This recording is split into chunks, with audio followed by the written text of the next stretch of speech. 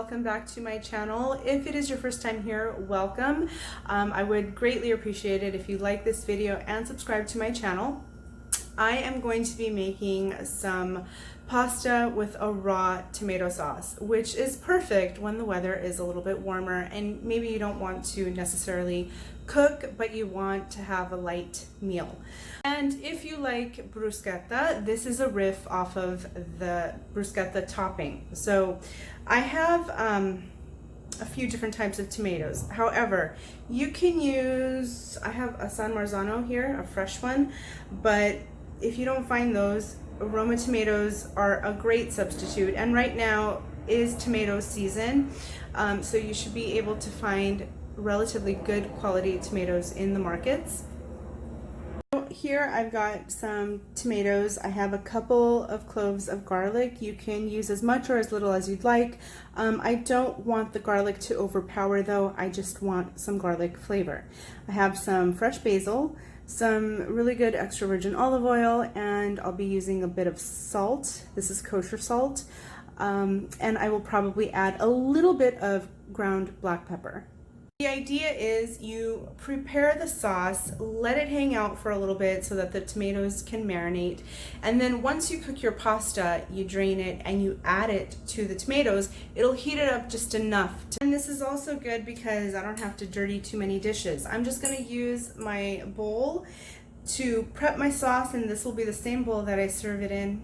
And it is also good if it's like towards room temperature, so once you take the hot pasta out, it'll meld with the room temperature tomatoes, and it's just a really nice summer pasta dish. Now, one other thing that I'm kind of picky about this sauce, it is best if it is hand cut.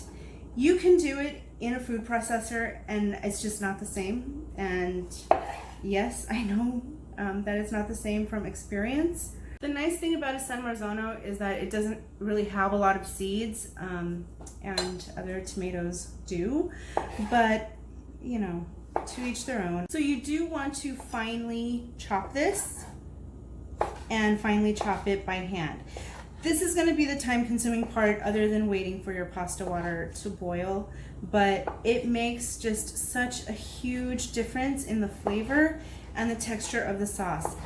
I've had this sauce prepped by a food processor and it's not the same.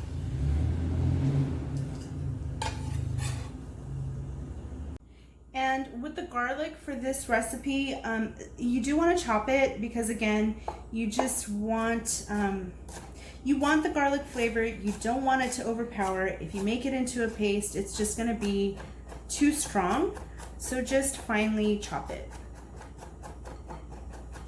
Okay, so once I have my tomato chopped as well as my garlic and basil, I'm going to add a good pinch of salt to this. Now, the salt is going to help season it, of course, but it'll also help break down the tomato a bit. And I'm going to do some finely cracked black pepper and a healthy dose of olive oil because it's supposed to be saucy.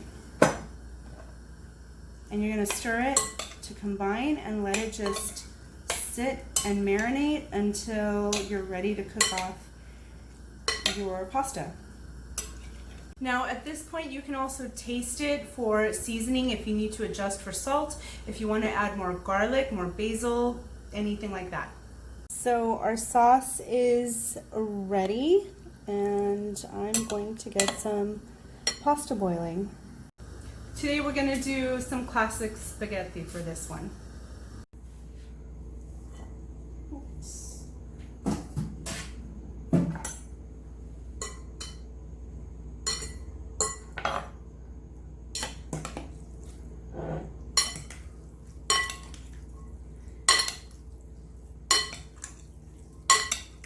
So here we have our spaghetti with our no-cook tomato sauce, and it was just tomato, garlic, basil, salt, pepper, and extra virgin olive oil.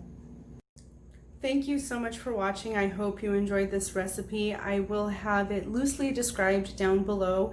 Please feel free to adjust anything that you need to. However, this is August. August is tomato season into September, so I would highly suggest trying this out since we are in tomato season.